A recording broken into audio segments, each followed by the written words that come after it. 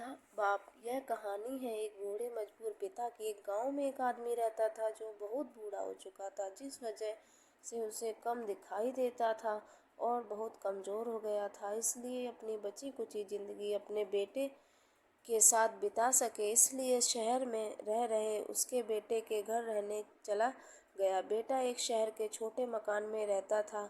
मकान तो उसका छोटा था, लेकिन उसके अंदर जो चीजें थी वह महंगी थी।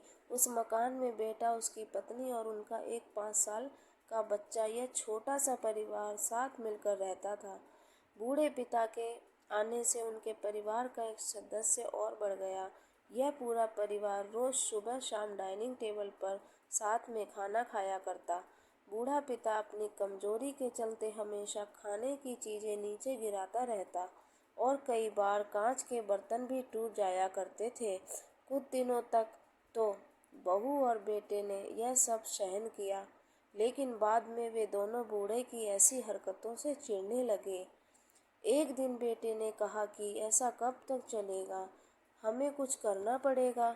उसकी पत्नी भी इस बात से सहमत हुई।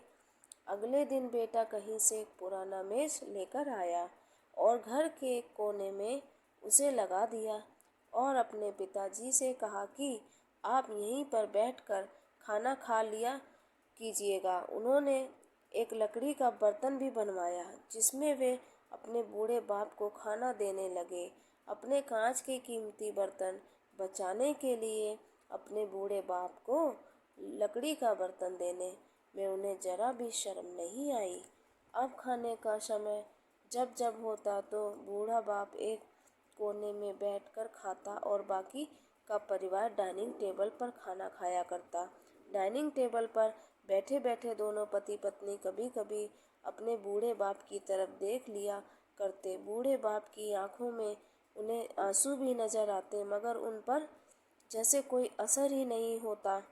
बूढ़े का पोता भी यह नज़ारा हमेशा देखता और वह अपने में ही खोया रहता। एक दिन जब पति पत्नी डाइनिंग टेबल पर बैठकर खाना खा रहे थे, तब उनका बच्चा जमीन पर बैठकर कुछ कर रहा था। उन दोनों के ने बच्चे के हाथ में लकड़ी का टुकड़ा देखा, लेकिन उन्हें कुछ समझ में नहीं आया कि बच्चा लकड़ी के टुकड़े के साथ क्या कर रहा है। जब बच्चे के पिता ने उसे पूछा कि बेटा आओ खाना खा लो, तुम नीचे बैठकर क्या कर रहे हो, तब बच्चे ने भोलेपन से कहा, अरे मम्मी पापा, मैं आप दोनों के लिए लकड़ी का बर्तन बना रहा हूँ, ताकि आप लोगों को जब आप बूढ़े हो जाओ तो दिन में खाना दे सकूँ। अपने नादान बेटे द्वारा दी गई यह सहज बात दोनों के दिल में तीर की तरह उतर गई। दोनों एक दूसरे का चेहरा निहारने लगे। बिना कुछ कहे ही दोनों की आंखों में पानी आ गया और उन्हें अपने भविष्य की किताब अपने आपको के सामने खुलती हुई नजर आई। उन्हें समझने में ज़्यादा देर नहीं लगी कि अब उन्हें आगे क्या करना पड़ेगा। अगले दिन कमरे के कोने से वह पुराना मेज हट गया और अब बूढ़ा पिता और बाकी परिवार साथ में मिलकर फिर से खाना खाने लगे।